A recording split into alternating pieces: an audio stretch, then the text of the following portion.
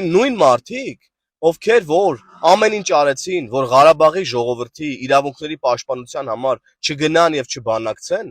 Ադրբեջանի ներկայացուցիչների հետ, որ այդ մարդիկ ապրեն իրենց հայրենիքում։ Այն նույն մարդիկ, որոնք ամեն ինչ արեցին, որ Ղարաբաղի ժողովրդին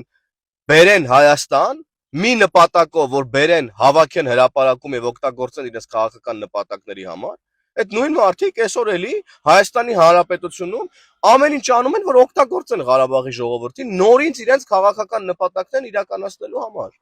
Իրենց քաղաքական նպատակները չէ, իրանք այդքան ուղեղ չունեն, որ քաղաքական նպատակ ունեն, իրենց տերերի քաղաքական նպատակների համար։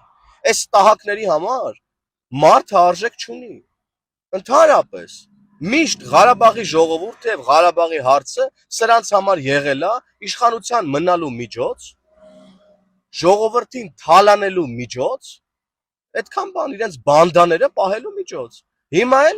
էլ ձև չունեն, էլի ինչ որ թեմաներ են սկսում գեներացնել, հիմա էլ եկել են Ղարաբաղի ժողովրդի վերադարձի լացն են լացում։ Բա որ պետք է գայիք իրանց վերադարձի լացեք, եք այդ մարդկանց համոզում, որ դուրս գան Ղարաբաղից։ Ասում եմ, մի նպատակով, որ այդ մարդկանց բերեք եւ Հայաստանի Հանրապետությունում կներեք արտահայտությանս օգտագործեք որպես ցույցի մատերիալ։ Ինչ է որ տեսնում ենք հիմա։ Այդ մարդկանց խափում եք ամեն օր։ Ներգրավում եք տարբեր process-ներին, ընտրակաշառքի ինչ որ process-ների մեջ, լսում ենք այդ զայնագրությունները, չէ՞։ Ինչ որ մարդկանց էլ այնքան եք ուղեղները լվացել, խափել կամ դիտավորությամբ ուղարկում եք, որ տարբեր տեսակի կեղծ թեզեր գան եւ շրջանառեն։ Այ քեզ բան։ Այս ստահակների համար մարդիկ արժեք չունեն,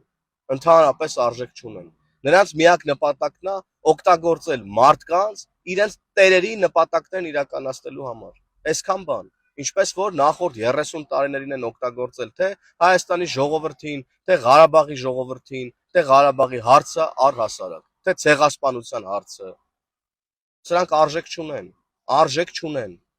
Եվ հունիսի 7-ին ժողովուրդը պետքա գնա եւ շատ հեռու ուղարկի այս բոլոր ստահակներին։ Հավանիր տեսանյութը եւ բաժանորդագրվիր նորությունները բաց չթողնելու համար։